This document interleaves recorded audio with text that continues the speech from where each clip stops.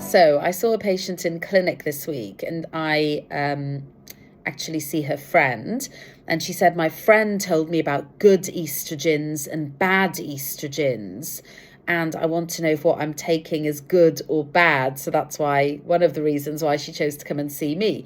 She asked her GP about it, and her GP didn't know that much about it. So I want to just explain it very briefly, so if you go to speak to another doctor about it, you're well informed.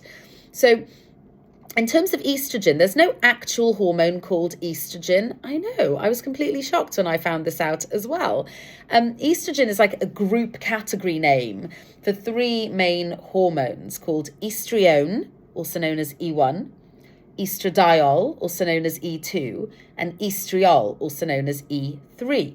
Now, most estrogen prescribed is E2, estradiol. And that is found in estrogel and patches and some of the oral formulations you can get from the GP.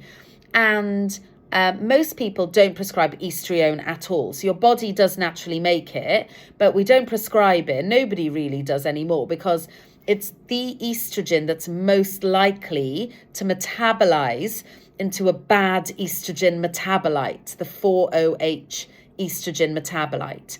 So we have 4-OH, 2-OH and 16-OH, just to put it in real layman's terms. And 2-OH is considered good and protective. So this is when you're taking estrogen, it's how your body breaks it down to excrete it. So 2-OH, good. 16-OH, neutral. 4-OH, bad. And the reason why it's bad is because it's more likely to metabolize, it is the metabolite, it's more likely to stimulate cancer cells in the breast, the womb, and the ovary. So we don't want as much 4-OH. And the estrione E1 is going to more likely turn into the 4-OH.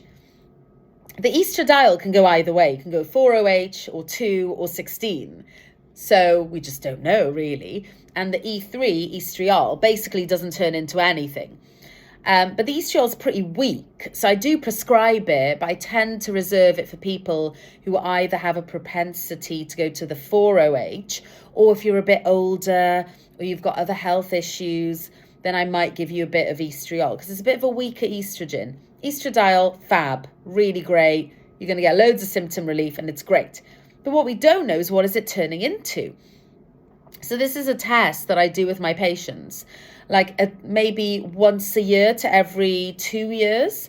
And it's a urine test, and it's also a component of the Dutch test.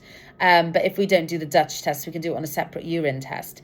And it basically measures what you're breaking your estrogens down into and the percentages. So make sure that your percentage of the 4-OH isn't very high and you have more of the 2 and the 16. So what happens if you do have a lot of the 4-OH? Oh, no, trouble stations, right? So one option would be to stop your hormone therapy, but it's not necessarily something that I would do straight away. The first thing I would do is get your pathways working better, so your 4-OH is more likely to be metabolized and excreted, and hopefully the estrogen you're taking will go into the other pathways first. So I look at supplements like methylated B supplements if you need them, DIM, calcium D-glucarate. So calcium D-glucarate helps you excrete estrogen better from your gut. And the DIM is actually an enzyme found in broccoli and other cruciferous vegetables. But the DIM is going to help you convert the estrogen into more favorable pathways, as will the methylation with the B vitamins and sometimes things like glutathione. I'd also be looking at things like weight. Are you exercising? Are you sweating? How much fruit and veg do you get in your diet? Because all those things are really important. So I'm not in menopause yet, so I'm not taking estrogen. But I obviously like to know how I'm metabolizing my own hormones. And I do not metabolize my estrogen very well. And I have a higher percentage of the 4-OH than I would like to. So I'm on this journey myself. I'm taking my methylated Bs, my DIM, my calcium D-glucarate, making sure I'm getting lots of greens in my diet, flax seeds. So I completely understand how important this is. And I've kind of not paid attention to this for a little while. So I'm going to do it for 3 months and then recheck my levels again, which I think is very important. Once we get information, we have to keep rechecking it. And I actually find this information empowering. It's empowering for me to know there's an issue in my body before it's causing physical symptoms.